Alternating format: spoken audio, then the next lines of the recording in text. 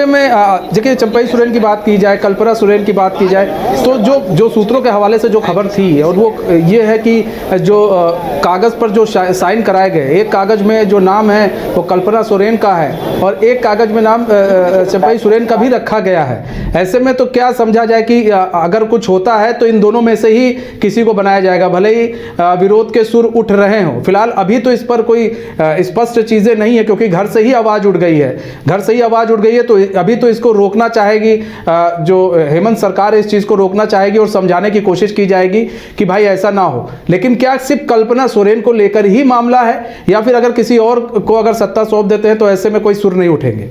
काज कर रहे थे तो तमाम बिल्कुल, देखिए यही बातें चर्चा पे रही कि जिस तरह से कल्पना सोरेन के नाम पर विरोध शुरू हुआ, तभी जाकर के 2 पेपर तय किए गए और समर्थन जो है फिलहाल जो लिए गए हैं वो इसलिए लिए गए हैं कि अगर विरोध होता है और अगर नहीं मानती है सीता सोरेन तो फिर क्या होगा। दोनों तरफ से सेफ गेम लेकर चलने की कोशिश हुई कि आखिर अगर चंपई सोरेन के ही नाम या फिर कोई और भी अन्य नाम अगर सामने लाए जाते हैं तो फिर सरकार कुछ का चेहरा बदलेगा, सरकार सुरक्षित रहेगी, ये कोशिश की गई है। मैंने कहा कि सुबह दिन की बैठक में जो है कल्पना सोरेन आई, काफी चर्चा भी हुए कि कल्पना सोरेन के नाम पर जो है मुहर लग जाएगी, लेकिन देर शाम होते होते कल्पना सोरेन बैठक से गायब रही। तो ये तस्वीरें जो है जरूर बयां कर दी कि भाई सीता सोरेन भी दिल्ली चली गई, वो बैठक में शामिल नहीं हुई। पिछली बार जब रिजॉर्ट पॉलिटिक्स हुए थे तो कल्पना सोरेन सीता सोरेन उससे पहले भी नाराज चल रही थी, लेकिन उस बस में सवार होकर के वो सरकार के साथ दे करके वो साथ में थी, तो एक मजबूती दिखाने की कोशिश हुई थी और सीता सोरेन ने साथ दिया था।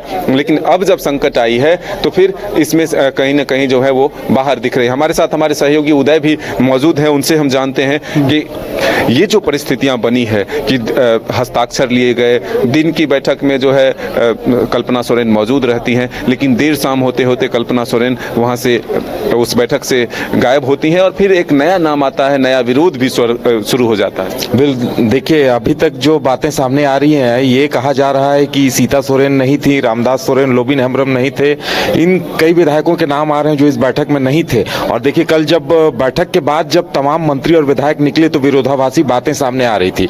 स्वास्थ्य मंत्री हैं बन्ना गुप्ता, वो कहते हैं कि हमसे हस्ताक्षर लिए गए हैं, हमने हस्ताक्षर किए हैं अपने बचाव के लिए, लेकिन कांग्रेस के प्रदेश अध्यक्ष हैं राजेश ठाकुर, उन्होंने ऐसी संभावनाओं से इनकार कर दिया।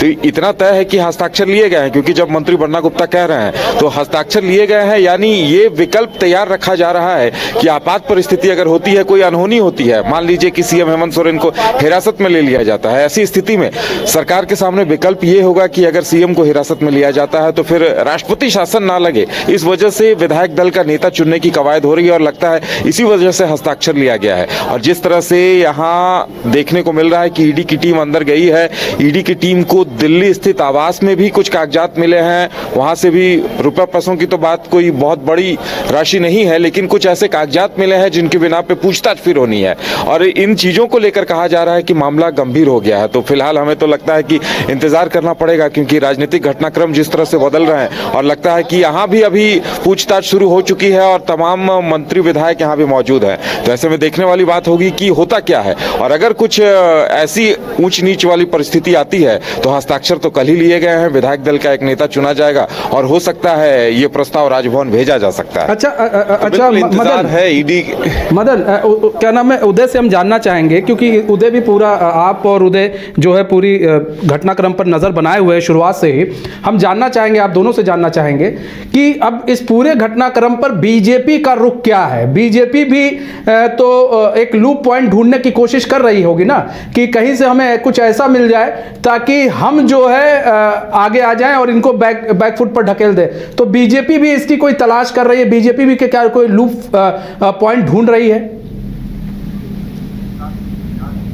में थे कि आज मुख्यमंत्री हेमंत सोरेन ईडी का सामना करते हैं या नहीं, पूछताछ में शामिल होते हैं या नहीं। ईडी के सवालों के जवाब देने की सलाह जो है लगातार बीजेपी की तरफ से दिए जा रहे थे कि मुख्यमंत्री जो 40 घंटे तक लगभग गायब रहे, अब वो ईडी के सवालों का जवाब दे दें। तो अब वो समय आ चुका है, अब ईडी का सामना हो रहा है, ईडी मुख्यमंत्री हेमंत सोरेन से उन सवालों का जवाब ढूंढ रही है। तो अब बीजेपी क्या स्ट्रेटजी होती है, किस तरह से अपने आरोप को आगे बढ़ाते हैं और क्या कुछ कुछ कहती है ये आने वाला वक्त बताएगा। लेकिन फिलहाल जो ये बीजेपी की तरफ से आरोप लग रहे थे कि वो भाग रहे हैं मुख्यमंत्री हेमंत सोरेन ईडी के सवालों से बचने के लिए, तो अब उन्हें सामने आकर के जवाब देना चाहिए। तो मुख्यमंत्री हेमंत सोरेन ने ईमेल के माध्यम से पहले ही 31 जनवरी का समय तय किया था और फिर अब 31 जनवरी के दिन के 1 बजे ठीक ईडी की टीम जो है मुख्यमंत्री आवास पहुंच चुकी है और मुख्यमंत्री हेमंत सोरेन भी खुद मौजूद हैं उनके सवालों का जवाब देने के लिए। मुख्यमंत्री तो मौजूद हैं, लेकिन अगर हम देखिए मुख्य विपक्षी पार्टी यहाँ पर बीजेपी है, तो मुख्य विपक्षी पार्टी होने के नाते बीजेपी भी तो कोशिश ये करेगी ना कि अगर इनके में कुछ भी थोड़ा से भी टूट फूट होती है तो हम उसका बेनिफिट उठा लें, उसका हम फायदा उठा लें। बिल्कुल, देखिए इंतजार तो विपक्षी पार्टियों को रहता है कि राजनीति में अगर जहां भी मौका मिले तो उसका उपयोग किया जाए और उसका जो फायदा है बीजेपी लेने से कहीं पीछे नहीं हटेगी। लेकिन फिलहाल इंतजार है क्योंकि आंकड़े बड़े हैं। अगर 2-4 सीटों का ही आंकड़ा होता तो फिर कुछ एक बड़ा खेला झारखंड में भी हो सकता था, लेकिन यहाँ एक आंकड़े बड़े हैं, सरकार के पास जो है संख्या बल है मौजूद, इसलिए फिलहाल उस तरह की अंदेशा जो है नहीं किए जा सकते हैं। हमारे सहयोगी उदय भी हैं, क्या लग रहा है कि आंकड़े अगर कम होते तो झारखंड में भी कोई खेला हो सकता था? देखिए आंकड़े अभी कम होने के आसार नहीं लग रहे हैं क्योंकि बहुमत से पर्याप्त, बहुमत जितने में है उससे पर्याप्त संख्या अभी है। लेकिन जिस तरह से सीता सोरेन, लोबिन हेम्ब्रम, सीता सोरेन ने खुलकर अपनी नाराजगी जता दी है, लोबिन हेम्ब्रम, रामदास सोरेन और चमरा लिंडाई, इन लोगों के नहीं आने की बात कही जा रही है।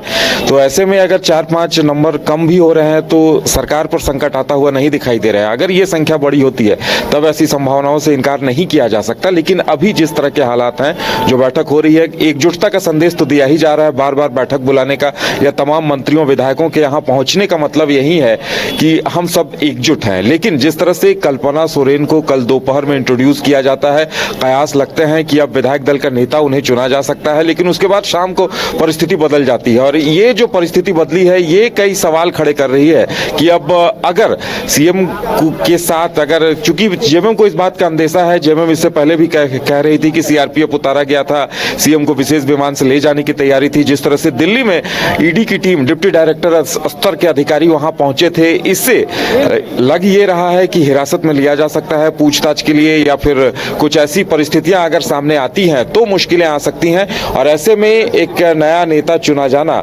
जरूरी हो जाएगा। ये सब कुछ डिपेंड करता है। बिल्कुल, हमारे सहयोगी आसिया भी यहाँ मौजूद हैं, आसिया से भी जानेंगे कि आसिया, ये जो हालात बने, ईडी को फिर से एक बार पूछताछ के लिए आना पड़ा, एक सिक्योरिटी जो है 144 भी यहाँ लागू करना पड़ा, लेकिन इस बार जेएमएम के कार्यकर्ता नजर नहीं आ रहे। क्या एक मैसेज लगता है कि पार्टी की तरफ से भी दिया गया कि कोई गलती नहीं करनी है ताकि प्रेसिडेंट रूल का जो एक नौबत जो स्थिति बन रही थी, जो तैयारी थी, वो नहीं हो? देखिए मदन, ये आज की बात नहीं है, लगातार इस पर मंथन चल रहा है जेएमएम के अंदर से भी। इससे पहले जब लगा कि मुख्यमंत्री को ऐसा लगा कि शायद ईडी कोई बड़ी कार्रवाई कर सकती है, पिछली बार जब ईडी की टीम यहाँ पहुंची थी उस वक्त काफी संख्या में यहाँ जेएमएम कार्यकर्ता थे और काफी राजनीति हुई थी इसे लेकर कि जब धारा 144 लगाया गया है तो क्यों ही फिर यहाँ पर जेएमएम कार्यकर्ताओं की भीड़ हुई, एफआईआर की नौबत आई, कई चीजें सामने आई हैं। तो कहीं ना कहीं ये पार्टी ने मंथन किया होगा। ये जो लगातार बैठकों का दौर चल रहा है, जो हम देख पा रहे हैं, और जो बिना जाने जो बैठकें हो रही हैं, ये जरूर राय मशवरा लिया गया होगा, कानूनविदों से भी राय मशवरा लिया गया होगा कि फिलहाल कोई ऐसी चूक नहीं करनी है जिसका खामियाजा इस सरकार को भुगतना पड़ सकता है, या फिर ईडी या फिर जो कानूनी दांवपेच है उसके दायरे में सरकार आ जाए। इसलिए ये कहा गया होगा कि अभी जो कानूनी प्रक्रिया है वो होने दी जाए, उसके बाद ही जो किसी तरह का कार्यकर्ता विरोध करे वो होगा। क्योंकि कल भी देखिए थोड़ी देर के लिए दिखे थे यहाँ पर कार्यकर्ता परसों, लेकिन अब आज बिल्कुल शांति है। जो धारा 144 लगाई गई है उसका पालन होता हुआ नजर आ रहा है। कल्पना सोरेन के नाम का मंथन काफी जोरों पर रहा, चर्चा जोरों पर रहा। कल एक मीटिंग में कल्पना सोरेन शामिल होती है, लेकिन देर शाम होते हुए मीटिंग से वो जो है चेहरा उनका नजर नहीं आता मीटिंग में, और विरोध की स्वर भी सीता सोरेन की तरफ से उठ जाता है। तो क्या लगता है कि कल्पना सोरेन के लिए राह आसान नहीं है? नहीं, ये राह इतनी आसान नहीं होगी मदन। लगातार जब हम इस पर चर्चा करते रहे हैं शुरू से भी, जब भी, तो ये हमेशा सवाल उठता रहा है कि परिवार में ही जब कई और राजनीतिज्ञ हैं वो सीता सोरेन भी हैं, बसंत सोरेन भी हैं। तो क्या परिवार के लोग कल्पना सोरेन को, जो फिलहाल राजनीति में सक्रिय नहीं है, उन्हें वो कबूल करेंगे? क्या पार्टी जो अलायंस है, कांग्रेस है, साथ में राजद है, वो कल्पना सोरेन को स्वीकार करेगी? या जेएमएम के कई कद्दावर नेता हैं, चंपई सोरेन एक बड़े नाम है, इसके अलावा भी जेएमएम में जो शुरू से शिबू सोरेन के समय से ही जुड़े हुए हैं, क्या वो कल्पना सोरेन को कबूल करेंगे? कई ऐसे सवाल हैं जो उठते रहे और ये अंदाजा हम लगाते रहे कि कहीं ना कहीं इससे पार्टी से ही परिवार से ही बगावत होगी। और देखिए ऐसा ही हुआ। सीता सोरेन कल की बैठक में नहीं पहुंची, जो कई तरह के कयास लगाए जाने लगे कि क्या सीता सोरेन इसका विरोध कर रही हैं, क्या वो नहीं चाहती कि उनके छोटे भाई की पत्नी मुख्यमंत्री के पद पर हो, क्योंकि लंबे समय से वो राजनीति में है उनके पति के निधन के बाद से। तो ऐसे में वो भी चाहेंगे कि उन्हें उनका हक मिले और वो मुख्यमंत्री की दावेदार क्यों नहीं बन सकती है। तो कई ऐसे सवाल हैं जिस पर फिलहाल मंथन करने की जरूरत है जेएमएम को, कि क्या जो जेएमएम के कद्दावर चेहरे हैं उन्हें आगे प्रमोट किया जाए या फिर मुख्यमंत्री की पत्नी होने के नाते कल्पना सोरेन को प्रमोट किया जाए। ये पार्टी के लिए बहुत दुविधा वाली बात है। ईडी की तरफ से कोई सख्त कार्रवाई होती है तो क्या कोई नया चेहरा भी सामने आ सकता है? ऐसा कल्पना नहीं तो कौन? बिल्कुल, ये बड़ा सवाल है और मदन लगातार जब आप भी ये कवरेज कर रहे हैं तो सभी ये सवाल पूछ रहे हैं कि आखिर मुख्यमंत्री के बाद कौन? अगर कोई लीगल एक्शन होता है या फिर मुख्यमंत्री को ईडी गिरफ्तार करती है पूछताछ के लिए या नैतिकता के आधार पर उन्हें इस्तीफा देने का दबाव होता है, तो ऐसी स्थिति में कोशिश तो है मुख्यमंत्री की कि वो कल्पना सोरेन को आगे करें। जेएमएम के भी कई गुट हैं जो चाहते हैं, इवन कि कांग्रेस ने भी कह दिया है, मदन कल आप लोगों ने भी दिखाया था, कांग्रेस ने भी कहा कि कोई आपत्ति नहीं है कल्पना सोरेन के नाम पर। लेकिन बड़ा सवाल यह है कि पार्टी में जो वरिष्ठ नेता हैं उनकी नाराजगी सामने आएगी। अगर कल्पना नहीं तो बीच में एक और नाम सामने आ रहा था चंपई सोरेन का, उस जोबा मांझी है। तो ये कुछ ऐसे नाम हैं जो बहुत लॉयल हैं जेएमएम के, इन्हें आगे किया जा सकता है। हमारे साथ हमारे सहयोगी उदय भी हैं। कल्पना नहीं तो कौन, सबसे बड़ा अभी चर्चा का विषय यही है। तो आपके हिसाब से क्या लगता है कि कल्पना नहीं तो कौन हो सकता है? क्योंकि 3 नाम पहले भी चर्चा में थे, जोबा मांझी, चंपई सोरेन और कल्पना सोरेन। देखिए, कल्पना नहीं तो कौन वाली स्थिति में अगर सीता सोरेन बगावत करती हैं, जिस तरह से उन्होंने बयान दिया है कि मैं कब तक बर्दाश्त करूंगी, मेरे पति ने भी संघर्ष किया था, तो ऐसी हालत में सीता सोरेन के नाम को अगर नकार दिया जाता है तो उनके समर्थन में भी कुछ विधायक आ सकते हैं, क्योंकि वो शिबू सोरेन, दुर्गा सोरेन की काफी पकड़ भी रही थी और कुछ विधायक हैं जो उनके साथ ही हैं जो हेमंत सरकार से नाराज हैं। लोबिन हेम्ब्रम भी उनका साथ दे सकते हैं। 1-2 और विधायकों की ऐसी संख्या हो सकती है जो सीता सोरेन के साथ आ सकते हैं। ऐसे में मुश्किलें आएंगी, लेकिन अगर गुरुजी सामने आते हैं, ऐसे में एक विकल्प बसंत सोरेन भी हो सकते हैं उनकी तरफ भी, क्योंकि हेमंत सोरेन अगर हिरासत में लिए जाते हैं तो बसंत सोरेन के नाम पे भी चर्चा हो सकती है। लेकिन उन्हें बहुत ज्यादा प्रशासनिक अनुभव या राजकाज का अनुभव नहीं है। ऐसी स्थिति में अगर देखा जाए तो एक सर्वमान्य चेहरे के तौर पर चंपई सोरेन या जोबा मांझी, इनका नाम सामने लाया जा सकता है।